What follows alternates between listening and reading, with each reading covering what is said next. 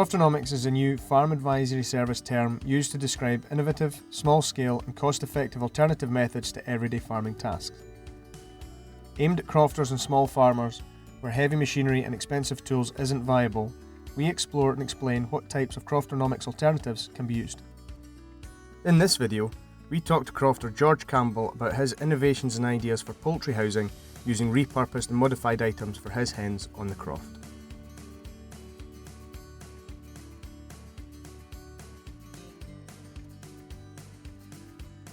Got a small croft and wanted to keep some livestock on it, so I got a couple of hens, and then I built up the flock of hens from there, and now I've got about 30 hens and producing plenty of eggs.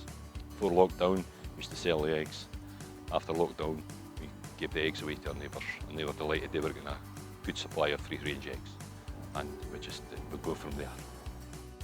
I have enough hen houses there for my hens to be quite happy and comfortable to live within these hen houses with the correct space that people say that a hen should. For one hen, you should have so many square feet of housing for them.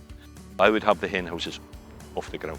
I don't, because one, the hens can go under the hen house and stay dry. You've got vermin about the place, rats, such like. If they're off the ground, so the rats will not get into the hen house.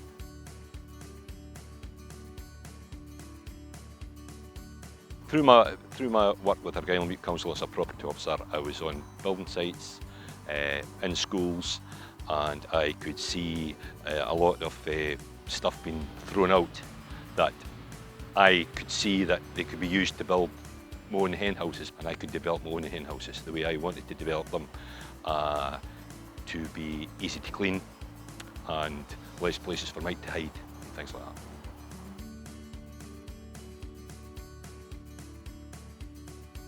The key to the house came about.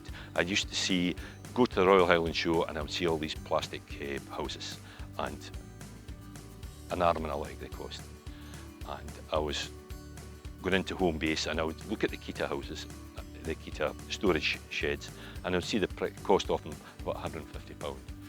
And it was a bank holiday, and I went in on the Monday, and it was down to £99. And I thought, I can buy that now and I can develop that the way I want to develop it. All I had to do was put a perch in it and cut a hole in the door and use a bit from an old desk to make the door for a slider, and then cut the other side to put on my nesting box, which I made out of an old washing machine frame. And then there was a bit of problems with the condensation, where in the winter when the hens are in, and obviously they're breathing, and there's a lot of water gathered in the ceiling, so I put the polystyrene in the ceiling to stop the water. I can open the doors right up and everything just comes right out. You can get right into it. You can, and I see some of the modern hen houses, I see areas where mite can gather. With the Kita you haven't got that. Obviously hens are different, there's different sizes of hens. I've got Minorcas, which are a big hen. I've got 5 in a Kita. Minorcas, but I reckon with a small Pekin, I can maybe have about 8 or 9 of them in there. The only thing, the downside to the Kita, which I do, is that you haven't got the nesting box on the Kita, like what you would get if you bought a hen house. So you've got to develop a hen house. And one way I found of not cutting the Kita was to just get a pound B&M bargains, a wee tray, and just sit it in the corner, and they would go and put their eggs in the corner. To find out more on keeping chickens, please refer to the Scottish Government website, where you can find a copy of the Welfare of Chickens Code of Practice, or alternatively, please check out the Farm Management Handbook, where a free copy can be found at www.fas.scot.